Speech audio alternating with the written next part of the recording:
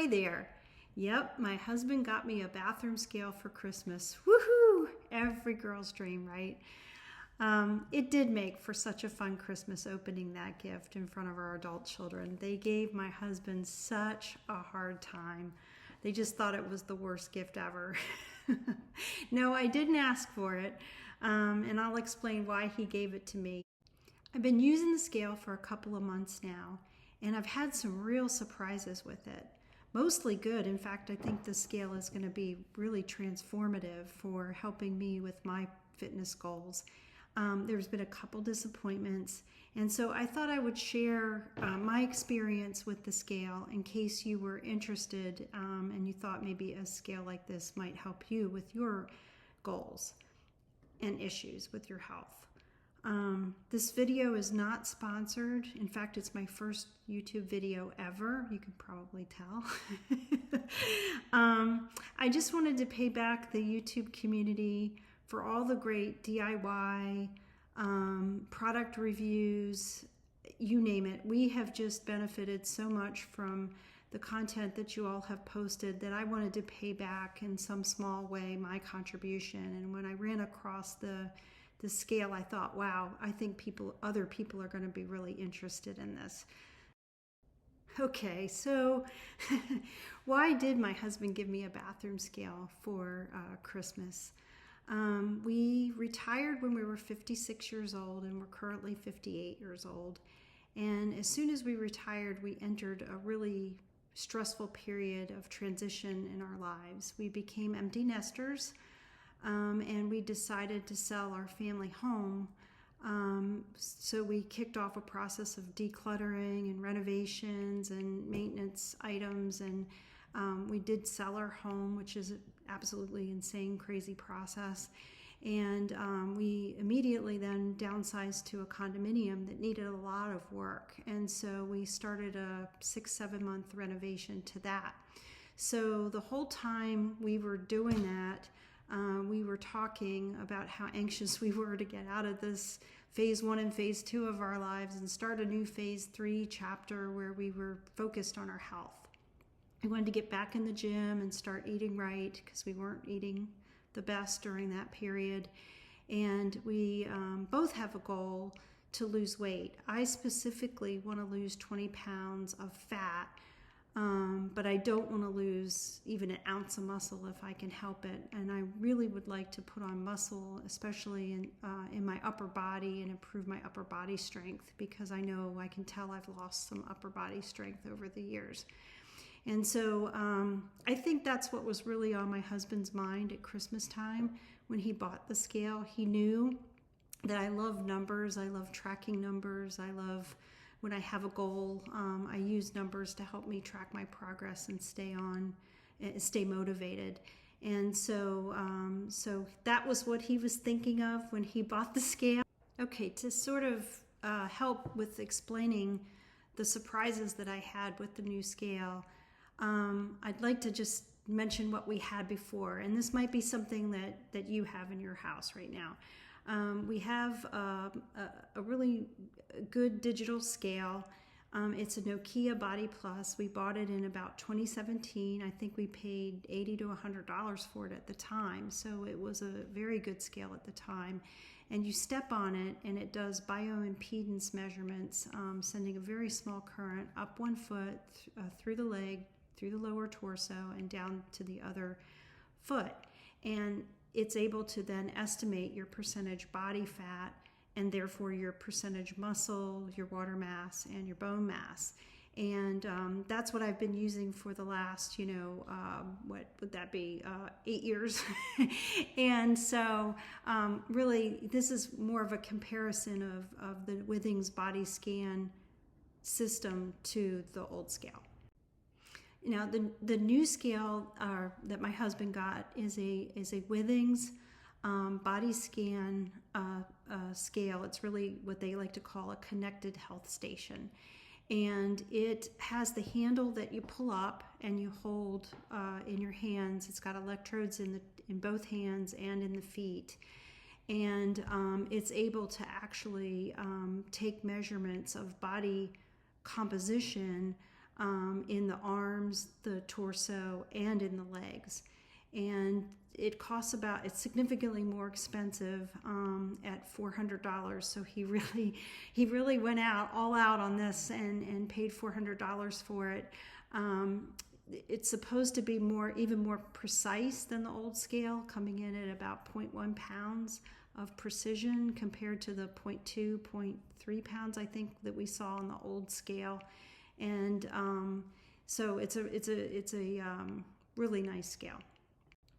Okay, so the first thing I saw when I stepped on the new scale after we got it connected to the app and the wireless was that it was reporting that my percentage body fat was 23%, and I had been used to seeing 32% with my old scale. So I really wasn't sure if I could believe that big of a difference with the Withings Body Scan or not. So I decided to keep both of them hooked up to the app and trend the data for a couple of weeks. And you can see in the plot that they're both very consistent with one another. They track one another really well. They're just offset by an astounding 9% in body fat. And I was really, really surprised by that result. I'm the kind of girl that carries her fat in her hind end and her legs. I guess I'm pear-shaped. And so you can see in the picture, I show the rear view of me, and I like to call it carrying your junk in your trunk. So, I'm definitely pear-shaped, and most of my fat is in my legs. So I decided to trend the data for a couple of weeks, breaking down what the Withings Body Scan was reporting for the fat in my legs, my torso, and my arms. And you can see in the right plot, the top blue line shows my leg fat, and it hovers right around the 31% level. And my arms are around 27%, and my torso is 17%. And you can see on the plot on the left that the Withings scale tracks very well with the Body Plus using the leg fat only. So you can see that the Body Plus reported a 32% body fat, which is almost identical to the fat just in my legs. So it's really only considering the leg fat. And I don't know what I expected because I knew it was just doing the bioimpedance measurements through the legs, but I think I thought that the bioimpedance measurements would reach further up into the torso than they actually were on the Body Plus. And so it really was reflecting only my leg fat and then extrapolating that to my whole body. So when you factor in that I have less fat in my arms and in my torso, that does bring the total body fat down to 23%, which the math does check out. So I do believe the 23% that the Withings scale was reporting for my body fat. And I should point out that if you're not pear-shaped, if you have long, lean, beautiful legs that I always wanted, and maybe you're a little bit bigger on top, the scale, if you have a scale like what we had, the Body Plus, it'll most likely underreport your percentage body fat. So the only way to get that contribution of your body fat from your arms and your torso is to have, the handheld electrodes. And so given the 23% measurement, that really got me to thinking, well, I do believe that is more accurate than my old scale at 32%. But how accurate is that 23%? So I recommend that you watch a YouTube video that was done on the Shervin Shares channel. He does an outstanding job. He takes a number of technologies that measure body fat, and he and I think two of his friends with different body compositions, they all take their measurements on the different platforms, and then they go into the DEXA scan, which is the gold standard of measurement for body fat. And they compare, and they show the data in their YouTube video. And one of the technologies they do use is the Withings Body Scan. And so please watch that because it is really entertaining and it's also very informative. And if you're interested in technologies that do measure the upper body fat, you might find one at a better price point that would work for you. But the bottom line is that Shervin measured his body fat on the Withings platform at 15-16%, and when he went into the DEXA, it was 17.3%. So that's less than 2% difference in the body fat. So I think that's outstanding. That's excellent. As he points out, no single measurement device is going to give you 100% accuracy. The only one that might possibly get very close to that is autopsy. Ooh. So nobody wants that, and at that point you are not going to care, right? So about your body fat. So anyway, check out Shervin's YouTube video. It's really great. So one of the things I noticed when I had both the scales connected was that the Nokia Body Plus always measured my weight higher than the Withings Body Scan. And sometimes that difference was as much as a pound of difference. And the two scales are advertised to be precise. The Nokia Body Plus is advertised to be precise to within 0.2, 0.3 pounds, and the Withings Body Scan is advertised to be precise to within 0.1 pounds. But there's really not much data on the accuracy of the two scales. So to satisfy my curiosity, I went and did a little experiment, and I'll show you the results of that. So before we start, I should explain that precision and accuracy are not the same thing. The analogy that's often used is throwing darts. So if you have a dart thrower who throws a dart at 10 darts at a target and all their darts hit in the same spot within a very tight radius, that dart thrower is said to be very precise. But if if the radius where they hit the target is not close to the bullseye, then that dart thrower is not very accurate. So the same thing can apply to a scale. It can be precise without being, accurate. So I took both scales into the gym, and I used dumbbells that had rubberized ends on them so that the scales would not try and do a bioimpedance measurement. And I varied the weights, took the same weights on each scale and varied the weights from 15 pounds up to 130 pounds. And I repeated the measurements 5 times for each scale. So the results for the Nokia Body Plus are in this blue table. And so to read the table, at the 15-pound test weight, it measured 15.2 pounds all 5 times. So that implies a precision to 0.00, which means that measurement to measurement, there was no variation. But because the measurements were always 15.2 pounds, the accuracy was only 0.2 pounds. And so I kept going all the way up to 130 pounds. And you can see from the table that the precision got a little worse as the weight went up. And at my weight, around 130 pounds, the precision was 0.2 pounds. And the accuracy was 0.2 pounds as well. The scale was actually over-reporting my weight, over-reporting the dumbbell weight by about 0.2 pounds.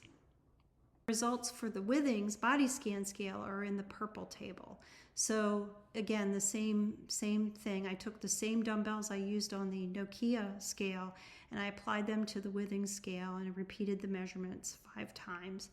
And at 15 pounds, the scale was, again, precise to 0.00 because it measured 15.1 pounds every time I put the weights on there. This time it was accurate to 0.1 pounds. So the scale was measuring 15.1 pounds when the weight applied was 15. So it was accurate to 0.1 pounds. And you can see the variation as you work up in weight. I did see more variation, as much as 0.6 pounds measurement to measurement than I experienced when I stepped on the scale in the bathroom. For me, the Withings scale was always precise to within 0.1 pounds. And here in this test, it varies as much as 0.6 pounds. I don't have a good explanation for that. And in fact, I debated whether or not I really wanted to show this data in this video or not.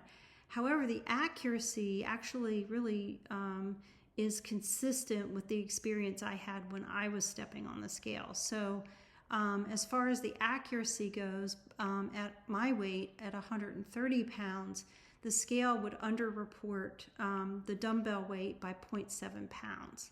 So if you apply this dumbbell data, so to speak, to my experience in the bathroom, the Nokia scale would have overreported my weight by about 0.2 pounds, and the Withings Body Scan would have underreported my weight by about 0.7 pounds, and that in total would have been about a 0.9 variation scale to scale. And that was very consistent with what I actually saw. So it might seem nitpicky to point out that the accuracy of the scale is not as good as the precision, that there could be as much as around a pound of difference between what the scale reports for your weight and what your weight actually is.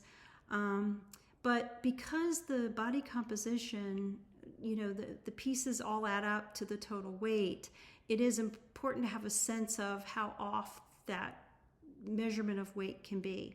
So look at this cool display that Withings has done on the body composition. I really just love this. I think it's the best. So on your phone, on your app, you'll get a display like this for your body, and you'll be able to toggle by pressing one of these two buttons between fat and muscle. And so if you're looking at muscle, you can express it in pounds, or you can express it in percentage of the total. And you can see your total arms, your total for your torso, and your total for your legs. And then if you click on your arm total, you can see each arm, the right and left arm, independently. If you click on the legs, you can see your right and left leg independently.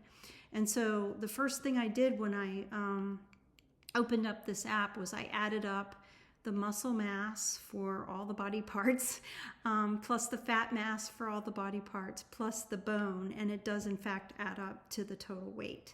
And so at least at that 10,000 foot level, it all checks out. And it also provides you with plots of your fat and muscle over time, which is actually a much better way of looking at it.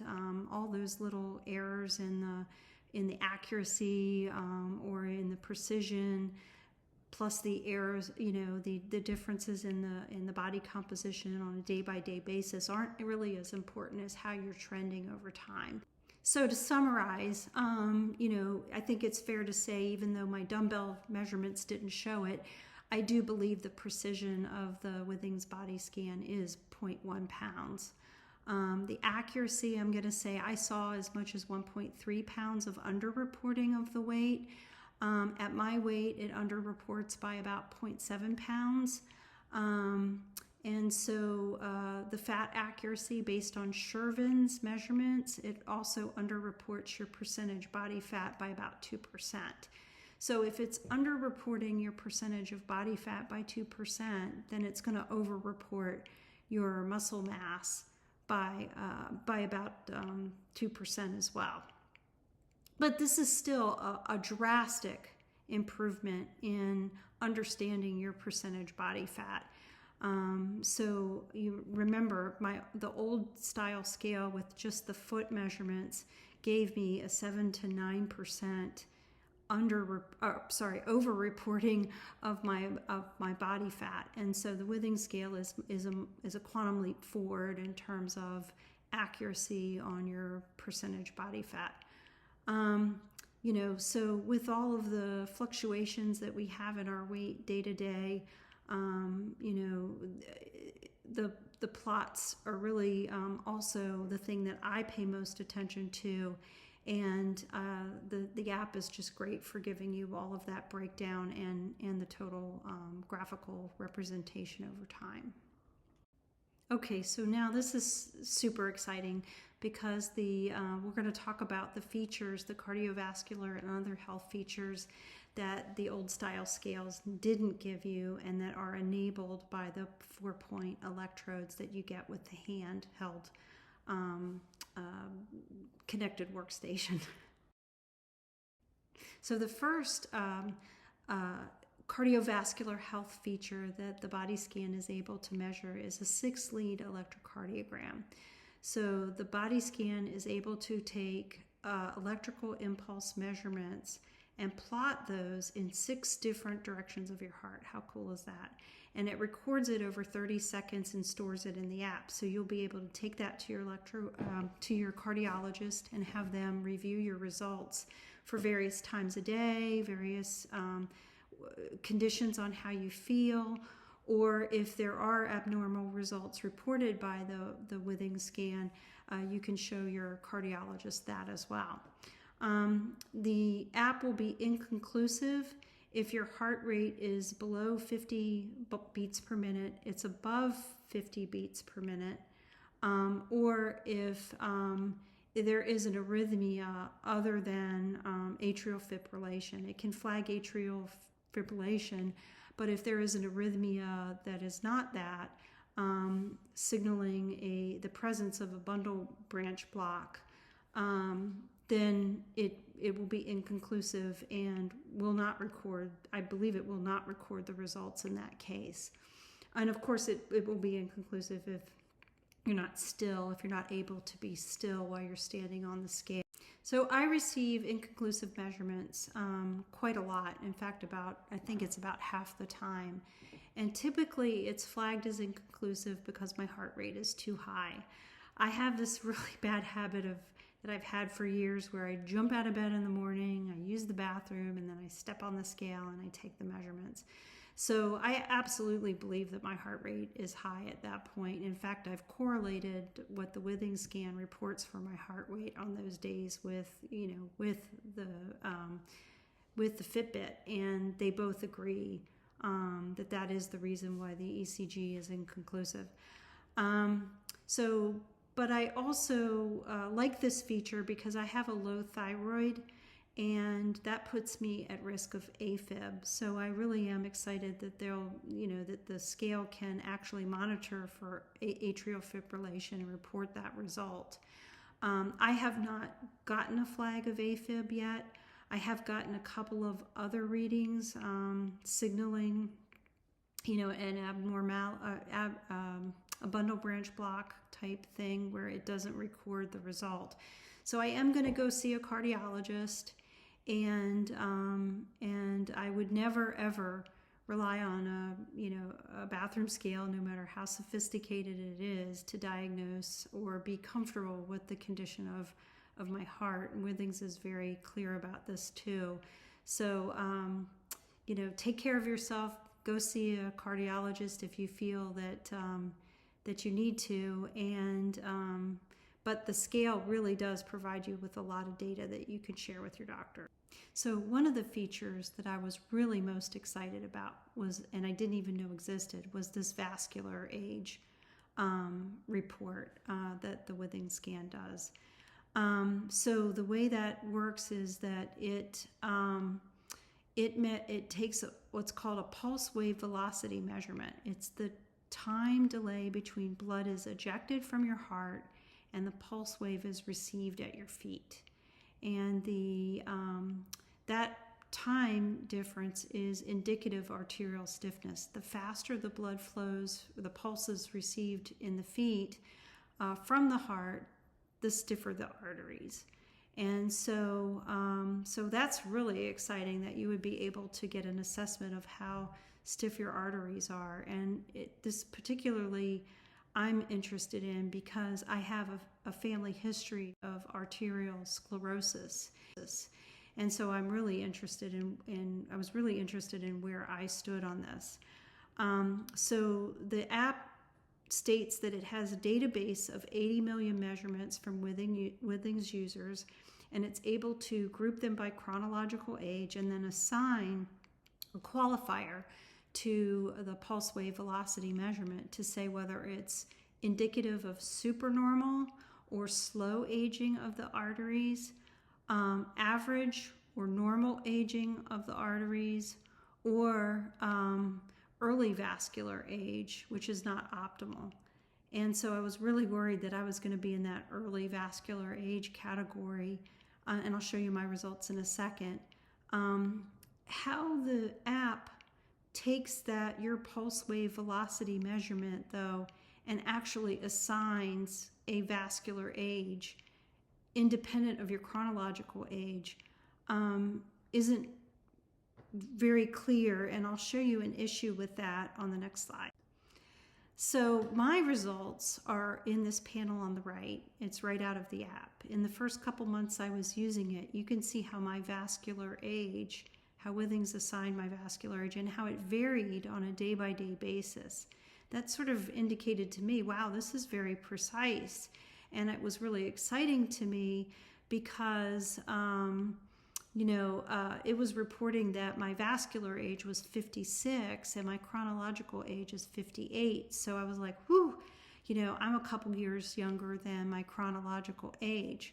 But I knew I wanted to do this review, and I wanted to have something I could say about how, accurate this was.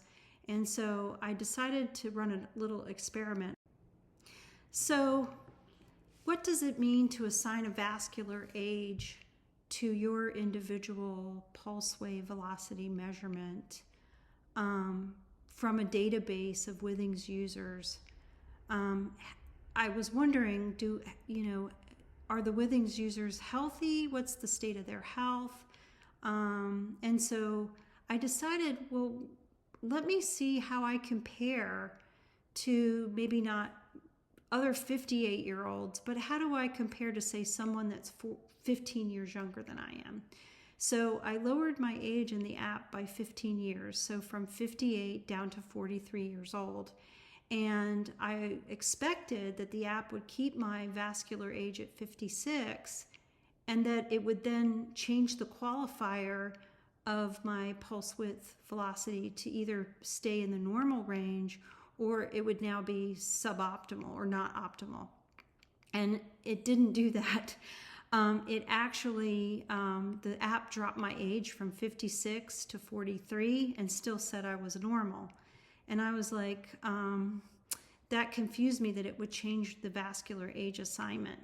So the pulse width velocity measurements should not be a function of your chronological age. They are what they are. So what did I do? I decided to lower my chronological age another 15 years down to 28 years old. And surely at that point, I would be flagged as not optimal. That's what I expected. So the day that I dropped my age down to 28, the app still reported my age as 43, which is where it had been. But for the day, it did report that I was not optimal. But then the next day, the app dropped my vascular age from 43 to 31 and still said I was normal. So I was like, well, do I have a pulse wave velocity measurement that's consistent with a 56-year-old, with a 43-year-old, or with a 31-year-old? I don't know. So this was a huge disappointment to me. I wish Withings was more transparent in terms of how they assigned the vascular age from the pulse wave velocity measurement.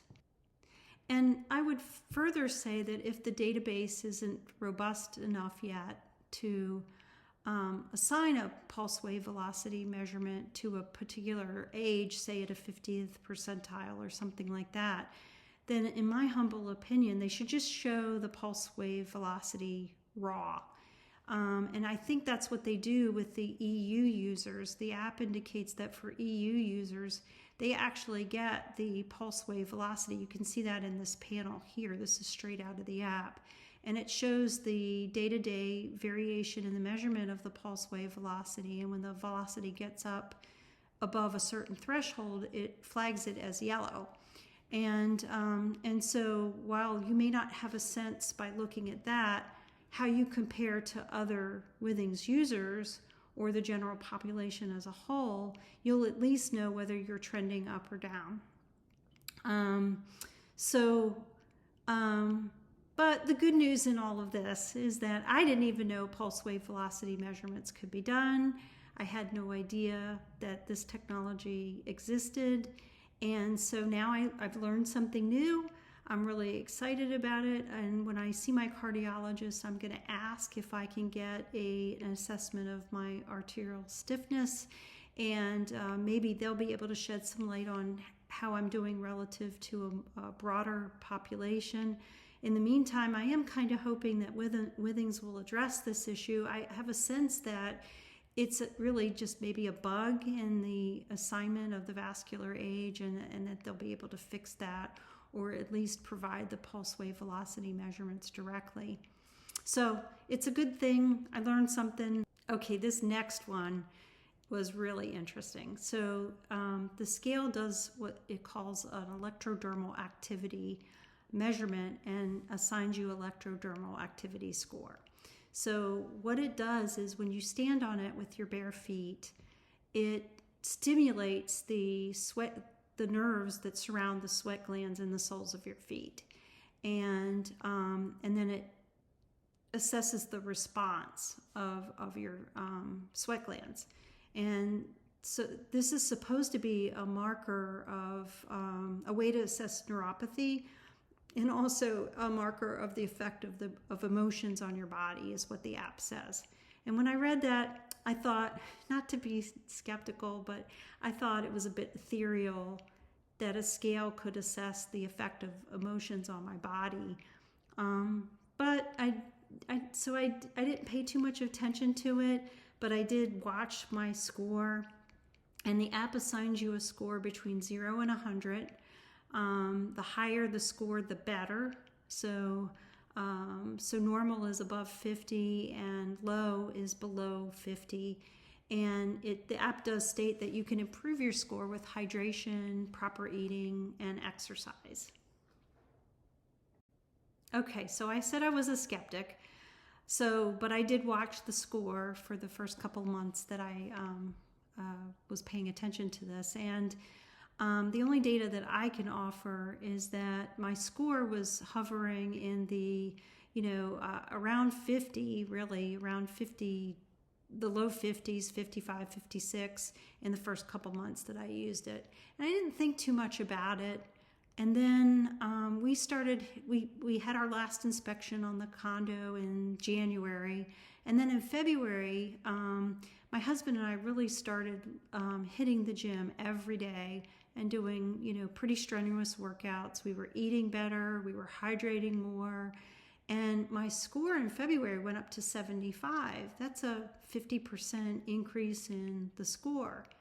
And I noticed that and I thought, wow, okay, the app knew nothing about my exercise habits, my eating habits, my stress level, none of that. But yet I saw a dramatic uptick in my score in February. So I think I'm going to have to check my skepticism at the door, and I have to say now I'm kind of a believer. So I'm looking forward to seeing what I can do to improve this score. And I think it's pretty exciting. Okay, so I think that's all I have to offer you on my experience using the Withings Body Scan scale. I think the key question that's probably on your mind, though, is would I have purchased the scale at $400 had my husband not given it to me as a Christmas present? And the answer to that is yes. The scale has a lot of features that I find really useful for, especially at my phase in life. I think the scale sold itself really on the 4-point body composition measurement, where you can get the muscle and fat in your upper body, your arms, and your torso, especially in your torso where the visceral fat is so dangerous. And then, of course, I want to gain muscle in my arms, and the only way to really gauge that progress is through something like this that measures your fat and your muscle in your arms. And so that really checked that box, and I love actually trending and tracking that data. The cardiovascular features were a surprise and surprisingly relevant. You know, I'm worried about some of the things with my cardiovascular health. I recently learned I have high ApoB and high LDL cholesterol, putting me at risk for atherosclerosis. So even though I did find issues with the measurement of vascular age or arterial stiffness, I'm really hoping Withings will be able to correct that in the app, and then I'll get useful data out of it. But I'm really looking forward to discussing this with my cardiologist. And the electrodermal activity score, that is just crazy. That, you know, that a measurement of your feet could reveal so much about your eating, exercise, and hydration. So I just think it's the coolest thing. I think it's transformative, especially for ladies like, you know, that are getting older, and men too. I think it's an important technology, and I support it. I don't know how else companies can afford to advance the technology if people don't support it and add their data to the database. So I'm all in, and I thank Withings for making such a great product, and my husband for having the crazy thoughtfulness to get something like this for me. I really appreciate it. Thank you all. Have a great day.